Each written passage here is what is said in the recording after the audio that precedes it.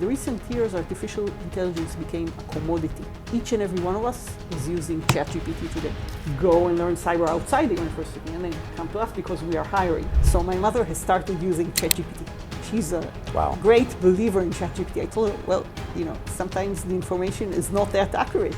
So no, I believe her. Yes, cyber is still a very good place to work because there is a lack of cyber defenders. So there is huge demand.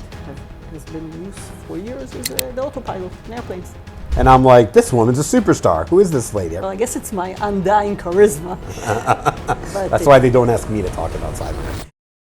Welcome to another episode of IsraelTech. I'm excited to have here Esti Peshin, the VP and General Manager of the Cyber Division of the Israel Aerospace Industries. That is a long job title.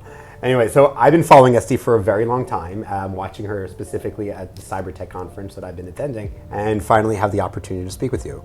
But before we jump into this amazing guest, if you're not already, please make sure you're liking and subscribing and sharing this with your friends.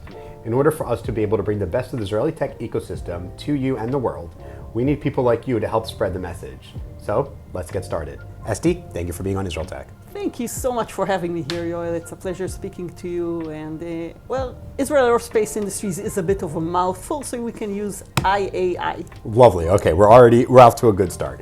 So first, just a little bit of background of kind of like, I've been watching you speak on stage at CyberTech and from afar from a long time. And I'm sure there are many others the same thing. And I'm like, why? And then I saw you in like the conference, the expo area. And I'm like, this woman's a superstar. Who is this lady? Everyone wants to speak to Esti. So of course, after doing some research last year, we were trying to connect, and we're happy we're finally able to have you on the show. So tell us, what is it that you do? What information that you know that's unique, that why people want you to talk about cybersecurity so much? Well, I guess it's my undying charisma. Well, there you go. That's why they don't ask me to talk about cyber. But other than that, it's not only my expertise, but it's the fact that the cyber domain is constantly changing. So every year, every half year, every month, we have something new to talk about. So in order to remain up to date in cyber, you have to constantly listen to these lectures and talks and just to remain ahead of the curve, so to speak, and to understand what's going on in terms of vulnerabilities, in terms of solutions, in terms of technologies, in terms of trends, in terms of where the world is going. So how do you stay on, first off, so do you need to stay on top of those trends, or are you the kind of person that helps the rest of the world stay on top of those trends? Well, I guess the answer is both. Oh. I do need to stay on top of these trends, and my team at IAI is doing a lot in this area. We are constantly analyzing new technologies, new capabilities, new vulnerabilities in order to be able to offer our customers best of breed solutions, holistic solutions that answer their requirements not only for this present moment, but also in a future-proof manner, forward-looking. And since we are putting a lot of effort into staying ahead of the curve, then obviously people are looking at me to say, hey, Esti, what are the next trends in cybersecurity? What should we look at? IAI is considered a leader in the Israeli industry in various areas. Cyber is one of them, but there are other areas as well. Being a very large company with a huge engineering legacy. Most of our employees are engineers today. So IAI is sort of a trendsetter in various areas, one of which is cyber for strategic asset, for governments, for critical infrastructures. So when you go and you want to learn and stay ahead of the curve, it's changing rapidly. When I think about changing rapid industries, at least now, people, obviously AI, the elephant in the room, and we're definitely going to talk about the crossroads AI and cyber in this conversation, but how does one stay ahead? Like, if you want to be a leader, if you want to be one that educates and teach people, is it really hands-on? Is it having conversations with people that are hands-on? What's the best way to stay ahead? Well, the answer is all of the above. Follow the leaders on one hand, research what the big tech companies are doing, talk to people, sometimes talk to the engineers, what they're learning, what they're seeing, understand from the regulators in the world, what are the vulnerabilities that they are addressing today, what are the risks that they are addressing today, speak to enterprises, speak to customers. Yeah, there's a lot of talking involved. Right. Okay. So that surprises me more than I thought. Of course, you always need to talk to people to figure out what's going on, but maybe more than I expected. Since we kind of talked about AI, let's actually start there. I was thinking of getting to it later. I've heard someone say recently that every tech company is actually now fintech, cyber is an AI company first with a fintech solution, with a cyber solution on top of that. What do you think? Well, I tend to agree, but first let's understand AI. Just maybe a few words about AI, artificial intelligence. Well, is that what it stands for? I'm joking. Yeah, go ahead. Sorry. That's the point where I look at you and I'm surprised. I'll tell you a quick story. Sorry, it's funny. So I was speaking to someone I live in Pardes Chana, and I was speaking to someone in Tel Aviv, and I asked, where are you based in Tel Aviv? And they were like, Tel Aviv. And I was like, oh, I heard of that, right? That's like near the center. And I was like joking, and this woman thought I was like absolutely nuts. And I was like, it was a total joke in a moment. So maybe my sarcasm is too strong. Maybe. So artificial intelligence has always been around to a certain extent. So basically, what does artificial intelligence do? It analyzes data, it understands what normal is, and it makes informed decisions based on this normal. Just an example of artificial intelligence system that we are all aware of and has been in use for years is the autopilot in airplanes. But in the recent years, artificial intelligence became a commodity. Each and every one of us is using ChatGPT today. Do you know how to identify a LinkedIn post that was written by ChatGPT? There's certain things, I think, in general. I see if they there's certain words they overuse, like the word delve, I find overused. Delve, yeah. Delve, like let's delve into that. Sometimes in the answer, the spacing. I could tell when the engagement, the comments, is using AI, that's like clear night. Where they mention something important from the thing, but don't add any value. Or the long hyphen. Right. The long hyphen is a total giveaway. Right. And there's also, ChatGPT likes to say something negative and then say something positive. Not only so-and-so, it's... Right, because they want people to use the service in a sense. I see that on all of them, yeah. Before we continue, let me tell you about our partners, The Recruitery. The Recruitery places go-to-market talent for early and growth stage cybersecurity companies. The Recruitery specializes in recruiting and retaining top talent in global markets. If you're looking for a recruitment company to help your cybersecurity company close cultural gaps and find great talent on the ground that can help you scale, we recommend you also partnering with our partner, The Recruitery. And now, back to the show. So, but today, AI is a commodity. I know when something becomes a commodity when my mother starts using it. So my mother has started using ChatGPT. She's a great believer in ChatGPT. I told her, sometimes the information is not that accurate. So no, I believe him. Okay, thank you. And we speak a little bit more about that in a moment because this is actually one of the risks in AI that we need to address within the cybersecurity realm. So she said she believed ChatGPT. So I told her, ask ChatGPT about yourself. Let's see how accurate he is. She did. He gave an accurate summary of her career, including the fact that I was her daughter. So she was very proud of me. So that kind of put me in a spot. So I told her, okay, so why don't you ask ChatGPT if he sometimes gives inaccurate answers?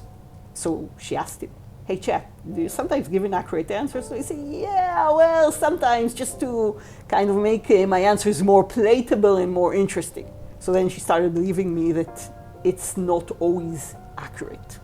And that's the essence of AI. Since it's become a commodity, we are depending on it more and more. So the fact that we are depending on ChatGPT to write posts or to write messages or to write emails, well, that's fine. And the fact that our kids are using it to write their homework, not that fine, but understandable. But the fact that we are using these systems in order, for example, to manage our transportation or to drive our cars or to make decisions is something that is a bit more risky. And here cybersecurity needs to come into play because these systems can be cyber attacked not only in their network or in their data or in their accuracy or in their availability, but also in their essence. And if AI is attacked through the data, it starts to provide you with inaccurate responses or inaccurate actions, then all hell can break loose. And this is something that we as cyber companies today need to address. Any cybersecurity company now, you would say, is an AI company too? Yes, they have to be. You can't really do cybersecurity today without considering AI. And It's possible to do without, like considering and then choosing not to? You can succeed? no, I don't think so. You need to use at least some extent of AI. But again, as I mentioned earlier, AI is a very, very big word. But here's one thing that we need to consider. AI is a double-edged sword. So we are cyber defenders.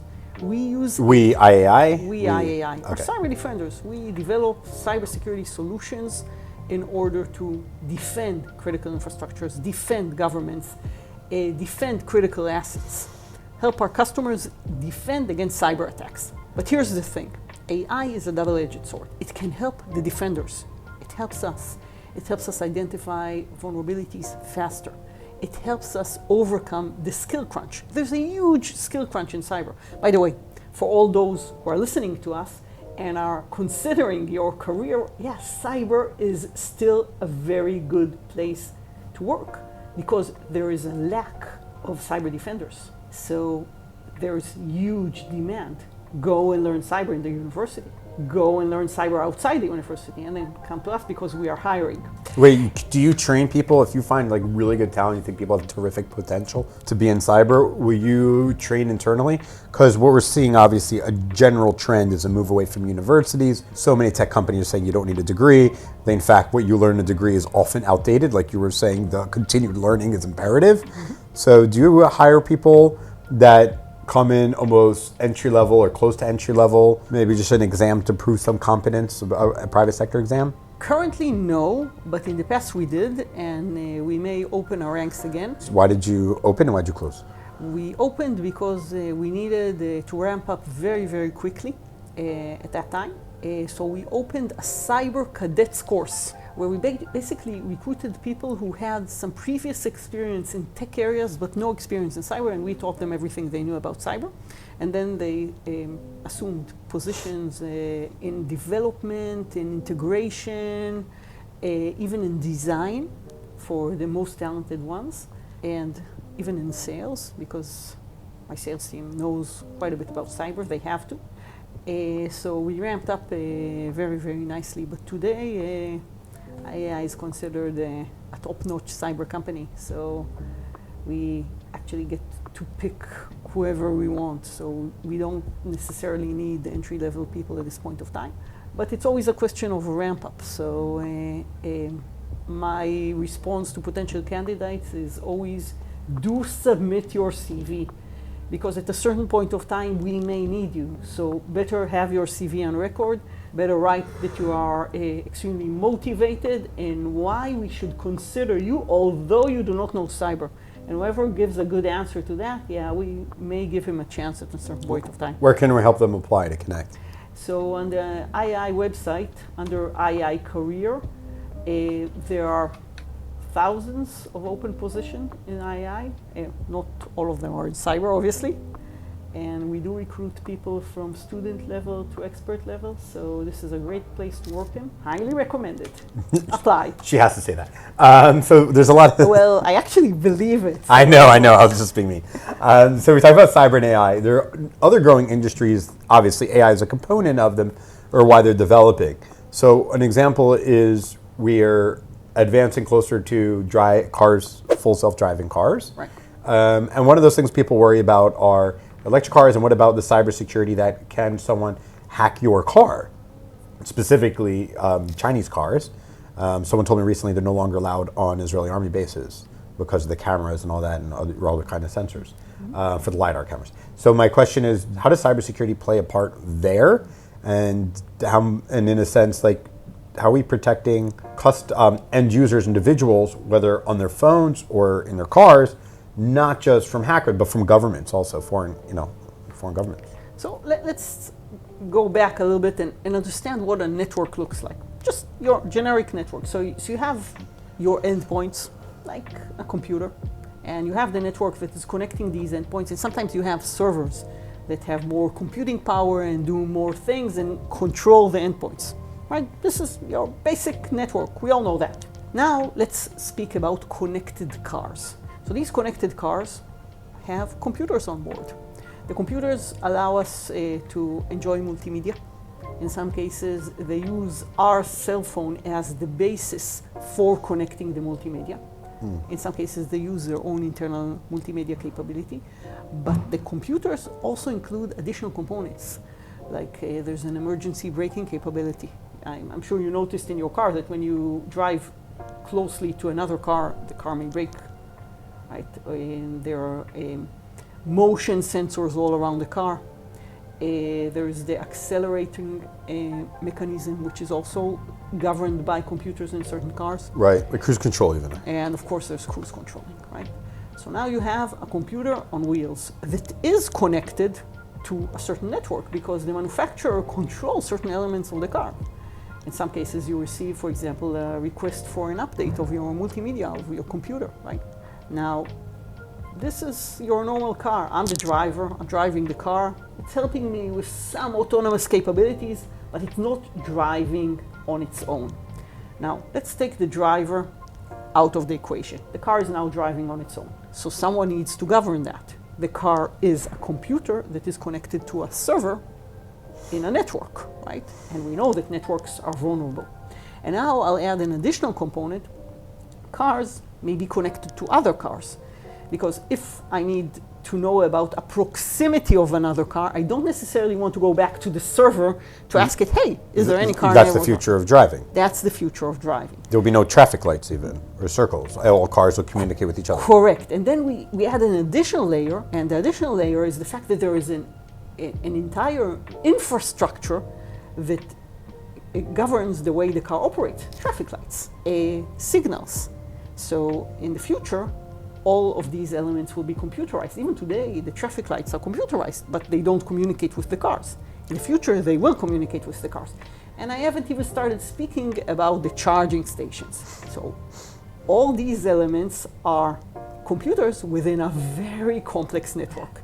Complex networks are vulnerable networks. And since the endpoint here is the car, the endpoint is a computer, and the endpoint is a potential target, then this is something we need to protect. In essence, it's like the Internet of Things, IoT, on steroids. And this is, by the way, one of the areas in which IAI specializes.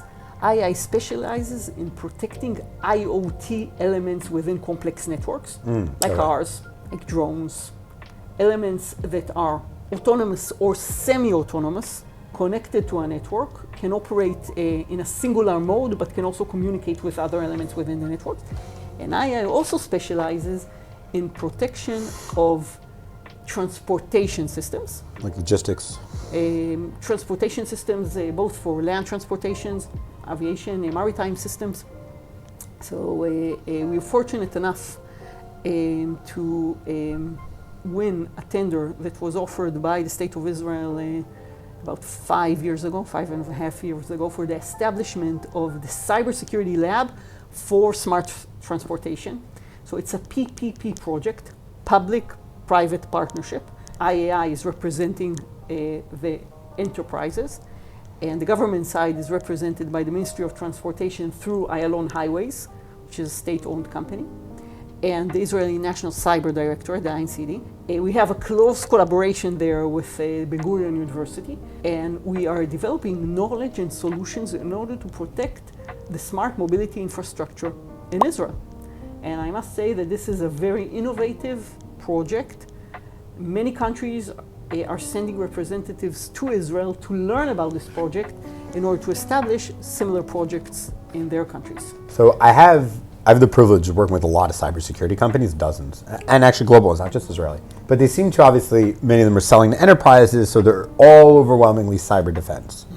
And of course, the amount of governments and terrible organizations trying to attack Israel and Israeli institutions, including hacking our clients' websites that we do their SEO for, seems like all we hear about cyber defense. But there's also cyber offense, which seems to be very quiet. How does Israel scale in its cyber defense versus cyber offense? First, let's speak a little bit about the difference between the two. And here's an analogy I've been given a few years ago in a conference. I heard this, I already forget by whom, but it struck me as something that is extremely accurate. Consider a balloon. In order to be able to attack the balloon, all you need is a pin, right? A pin, and the balloon pops. in order to protect the balloon from the pin, you need to protect the entire surface. This is the difference between cyber offense and cyber defense. And I've heard many people saying, hey, you can't really defend if you don't know how to attack, which may be true to a certain extent, but it is not the full picture. Because in order to be able to defend the balloon, you need to defend its entire surface, and you need to defend also against future occurrences where, for some reason, your defenses are insufficient. For example, if you decide to defend the balloon with, let's say, a blanket, but a pin can penetrate the blanket, right? And then therefore can penetrate the balloon. So you can put the balloon in the box, but if you put the balloon in a box, then no one will be able to access the balloon, so the balloon won't be able to communicate with the world, right? So cyber defense is very, very complex. And in order to be able to provide effective cyber defense, you need 5 elements. And this is important, remembering the 5 elements. I feel like you make a great teacher. I want to write this down. Like I'm in class. This is great. Please do. No, we got on film. What are the 5 elements? So 5 elements. Number 1, risk assessment.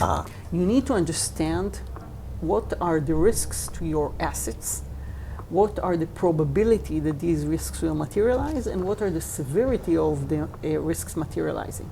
Well, do you think they get not the severity, but the probability? Isn't that hard to measure? It's definitely hard to measure, and this is why many companies are selling risk assessment solutions in order to be able to assess probabilities, in order to be able to put a figure. And the reason this is important is because, well, you have to defend your entire balloon surface, so you probably have to invest quite a bit of funds in order to protect the balloon surface. So you probably would be better off protecting the areas where there is a higher probability of a cyber attack or a higher severity or a compound probability and severity. I'll just give you an example. We spoke about IoT previously. So these IoT elements that are roaming around the world are easily accessible. So the probability of a cyber attack into such an IoT element is higher than the probability of a cyber attack against something that is strongly defended. So this is 1. Number 2, you need cyber threat intelligence.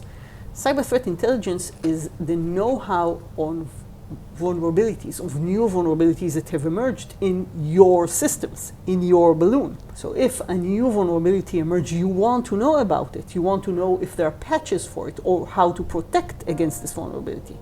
If the bad guys are speaking about your systems, they're speaking about Yoel's balloon, you want to know that they're speaking about Yoel's balloon. And the good thing about the bad guys is they speak a lot. So cyber threat intelligence is something that can be gathered. Again, there are companies that specialize in this area. Like what? I mean, companies like?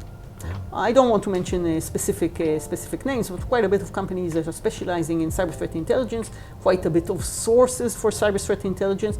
So this is something that can be easily added to your cyber defense. Number 3, and this is a very important part, is monitoring the balloon. So you have a network and you want to know if someone's trying to attack it. Now, sometimes these attacks are very subtle. So in certain cases, you won't be able to detect the specific attack, but you may be able to detect an anomaly that may indicate that an attack is impending. I'll give you an example. Consider, for example, a web portal of, let's say, an enterprise. So you can access your email by accessing this web portal. You put in your username, Yoel, you put in your password, hopefully not 1, 2, 3, 4, 5, 6, 7, 8. 9. 1, 2, 3, 4, 5, 6, 7, 8, 9. Please do change it. Hey, and this is a tip for everyone, change your password. And you can access your email, you can access your network. Now, let's say someone is trying to gain access to your portal. He doesn't know your password, but he does know your username. Well, it's Yoel Israel. So, puts in your username and then puts in erroneous passwords once, twice, 3 times. It doesn't make sense that you forget your password for 3 times and don't do something about it, right? So this is an anomaly. Something anomalous is happening in the network. So this anomaly may or may not indicate an impending cyber attack, but it has to be investigated. So these monitoring systems are systems that are focused on monitoring your network, monitoring your balloon, and identifying potential anomalies that may indicate a cyber attack is happening. Number 4 is the ability to analyze. Something happened. A cyber attack happened. Now, how do I do the forensics of understanding what happened? Was information leaked? Were systems affected? Was data affected? Can I trust my systems? What do I need to do in order to mitigate the cyber attack? What do I need to do to recover from the cyber attack? And finally, number 5, can you guess it? Offense? No. No. Because that was my question, so I thought we were going to bring it back home. No, the last one is actually information sharing. Our strength lies in our numbers. When you say our, who are you referring to? The good guys. Okay. Our strength lies in our numbers. If, for example, a certain bank was cyber attacked and the bank will share information about the cyber attack with other banks, they will be able to protect themselves. Got it. And today, many regulators and many enterprises are focusing on information sharing as a first line of defense. So going back to your question, cyber defense is very complex. It's not just about knowing what a cyber attack looks like. It's about creating an ecosystem that allows to protect your balloon. That was an amazing answer. And you said before Thank you for that. Thank you, you're the one giving information, but you said your answer wasn't going to be popular. Why? What's unpopular seemed logical, no? No, I'm speaking about my answer about why Israel is a leader in cybersecurity. Okay. So why is Israel the leader in cybersecurity? So Israel is a leader in cybersecurity for several reasons. Are you one of them? Well, I wouldn't claim to be, but I think that the talent in Israel is actually very good in cyber. And one of the reasons for that is cyber is a very dynamic domain, and Israelis tend to excel in dynamic domains. They tend to be able to cope with changes very, very rapidly. By the way, we are doing that every day, right? That's part of the essence. It's part of who we are. So when we're speaking about a technological area that is extremely dynamic, what you know about cyber today may not necessarily be what you know about cyber in a year from now. So it's not a comfort zone for engineers or for developers or for researchers. And the talent needs to be resilient enough to withstand these changes, because otherwise they'll have yesterday's solutions. So this is an essence of the Israeli techie, which is very important in developing cyber capabilities. This is number 1. Number 2, we have excellent sources for cyber talent, some of which are in the IDF, in the army, and some of which are in the academia. I know personally of 5 amazing cyber programs in the Israeli academia, and the researchers that pass these programs and come to work in the industry are amazing. So we have an abundance of talent, and we have talent that can cope with the dynamic nature of cybersecurity. And then the Israeli government made some very important moves related to cybersecurity very early on. They established the National Cyber Directorate. They established support programs for cybersecurity. They established national labs like sites like the Israeli National Lab for Cybersecurity for Smart Mobility, or Intelligent Transportation Systems, the one that I mentioned earlier. And they are allowing us sort of a benchmark in order to develop solutions in a very effective manner. And finally, some of the initial companies that led cybersecurity globally are Israeli. Just to mention one, Check Point, a huge leader. We all know about Firewall One. So we had a legacy here that techies, new techies, entrepreneurs, developers, researchers build on in order to develop additional solutions, additional capabilities, etc. And finally, I would mention also the defense industry in Israel. IAI is part of this defense industry, which puts a lot of focus on cybersecurity as part of their overall offerings. And I believe that this is also a huge contributor to the fact that we have very robust cybersecurity solutions in Israel. So yes, Israel is a leader in cybersecurity, and I'm very proud to be part of the Israeli cybersecurity industry. How did it start? So was it the government decided, I think I remember actually here in CyberTech like a decade ago, BB said, our goal is to be the top 5 in cyber within 5 years, something like that. No, you think cyber is going to be one of the top 5 industries, yeah. And our goal is to be in the top 5. This was like a decade ago, maybe you're probably there. So how much was the government involved? The government was involved in Israel.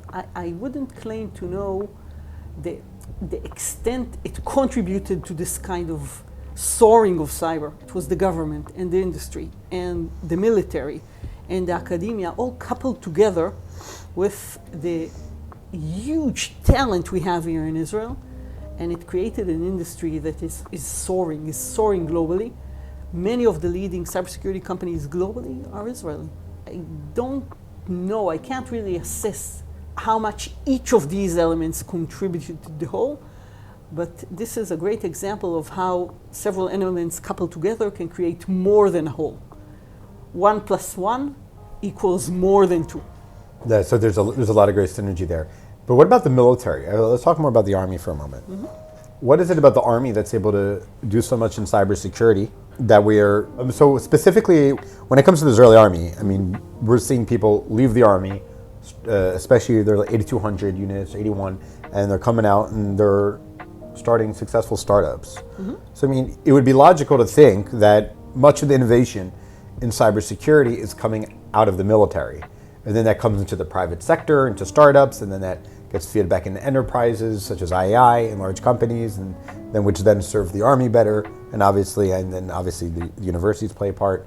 So I feel like it really stems from just looking at it, observing from the military. Would you say that's true? I don't think that it's true to a large extent, because a lot of the innovation is around areas that are not necessarily relevant to the military. How I think the military contributes a lot to the spirit, to the can-do approach, to the ability to handle a very dynamic domain.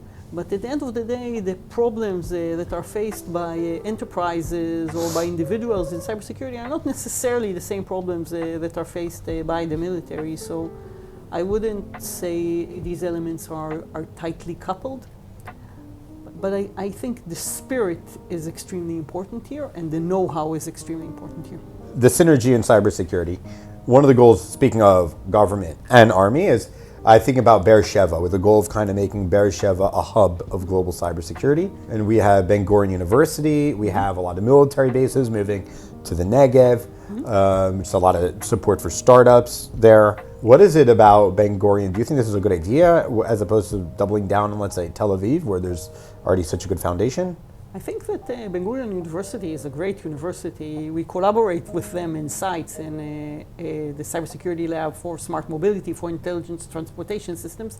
And I am aware of a lot of talent there in the area of cybersecurity, and especially cybersecurity research. So I think that creating an additional hub, because this is not the only hub, an additional hub of cybersecurity in the Negev was actually a very, very good idea. And sites, our cybersecurity lab for intelligent transportation systems is residing in Beersheva, next to the INCD, next to Ben Gurion University, and the synergy is great. So yeah, I think Beersheva was a great idea, actually. So how is it playing a part? Because overwhelmingly, there are very few people that I'm speaking to. I'm not hearing much about what's going on in Beersheva. Is it because it's government and academics and we're mostly talking about the private sector? I don't know why you're not hearing much about that. I'm hearing, but not like specifically. It's like the people that I want to speak to often are in greater Tel Aviv. The central hub of cybersecurity is around Tel Aviv. That was the case, and that is still the case, but there is a very vibrant hub in Beersheva. And keep in mind, it's only an hour and 10 minutes away by train. Right, yeah. So, I mean, it's not as if we are speaking about different states or locations that are extremely far away. And maybe part of the reason you're not hearing about it is because it became very normal to work in a collaborative approach with the hub in Beersheva. And today, post-COVID-19, remote work, remote communication has become sort of a commodity. So it's not as much as it used to be about location. It's more about who you work with than where you work. So IAI, right? What are you guys doing like business-wise for your customers? I'm sure things have changed in the last couple of years based on all sorts of success you guys have had. Probably your offerings, your customers, maybe even your business models and so on. Can you speak a little bit about what's unique about IAI from the cybersecurity perspective and how things have changed recently? Yeah, so In terms of IAI, we offer 4 types of solutions to our customers. First, we spoke previously about cyber defense. Cyber defense is a layered approach. Our focus in cybersecurity is about a SOC, a Security Operations Center, for strategic elements. Strategic elements are governments, regulators, critical infrastructures, very large enterprises. We operate at the strategic level. Then we have a solution for protecting IoT systems. We spoke a lot about IoT systems, how to protect this singular element and to ensure that it does not become a risk to the network itself.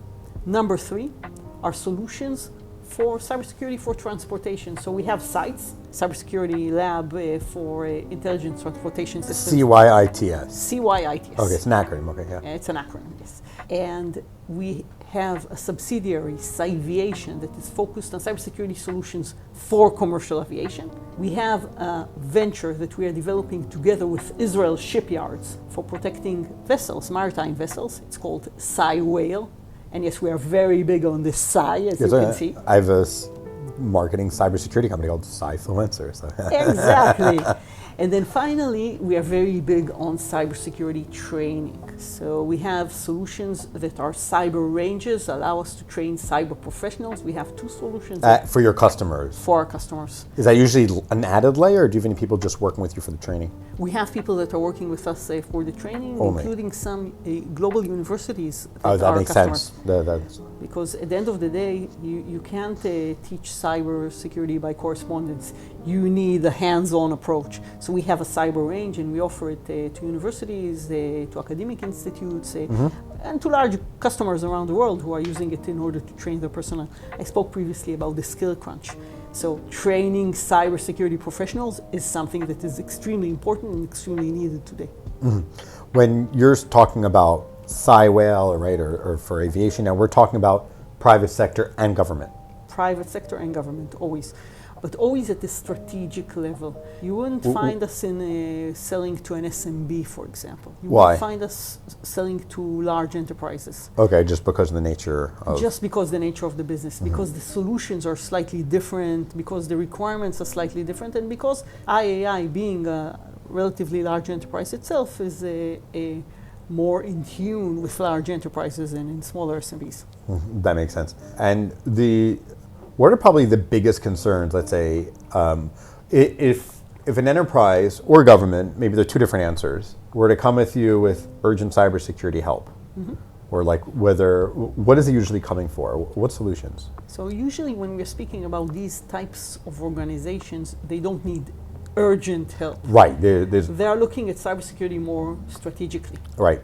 So they would normally say, hey, we want to upgrade our cybersecurity solution, which was tuned to last year's vulnerabilities and last year's technologies, and we want an end-to-end solution that will allow us to protect our networks and to monitor our networks and to conduct risk assessment on our networks, but that is modern and attuned to the new vulnerabilities and to the emerging vulnerabilities. So these are the types of requirements we would receive from governments or from large enterprises or from critical infrastructures. Most of them don't encounter a situation where they need urgent help. And usually they have the workforce to handle these, I'm going to call them cyber emergencies on their own.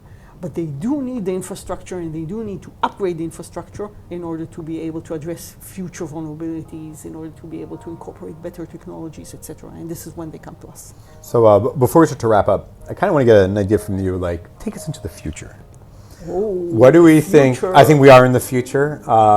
So people watching this might think this is in the past, but let's take them in the future at the same time. What can we expect to see from the cybersecurity ecosystem in 5-10 years?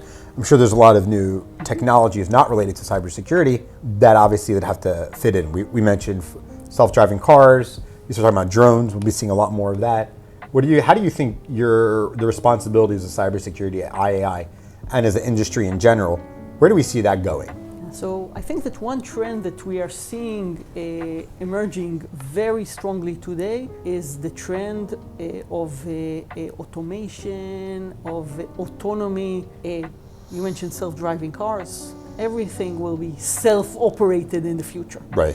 And this means more connectivity. This means a wider attack surface. This means more vulnerabilities. And governments, critical infrastructures, large enterprises, everyone will have to be more focused on protecting their networks, which will be becoming more and more integrated into our life. I always give the example of a refrigerator. You know, today I can operate my air conditioning remotely. I don't need to use the remote control. I can use my cell phone in order to regulate the temperature at home before I come home. I can also use regulate the boiler to warm water before I come home. I can't use it to regulate the refrigerator, but one day I will be able to do that. Now consider a cyber attack on all the refrigerators in a certain country where they bring the temperature up to 40 degrees and all the food in the certain country gets spoiled. Right, and if people think we're not talking about houses, we're talking about supermarkets, stores, warehouse, right? Everything. Eventually it will happen. Right. Eventually we will be able to communicate with our refrigerators via our mobile phones. So the world is becoming more and more connected. It's helping us. It's supporting us as a society. It's providing us with more efficiency, more effectiveness. But at the end of the day, it's introducing more vulnerabilities. And IAI, like other cybersecurity leaders, needs to develop the solutions, needs to develop the frameworks that will allow to protect livelihood, our societies, from devastating cyber attacks that will attack us at home, at the office, on the streets, in the air, at sea. Add to this the introduction of AI. As we spoke earlier, AI is becoming a commodity. Today, my number one concern regarding AI is cyber attacks against the data, manipulating the data.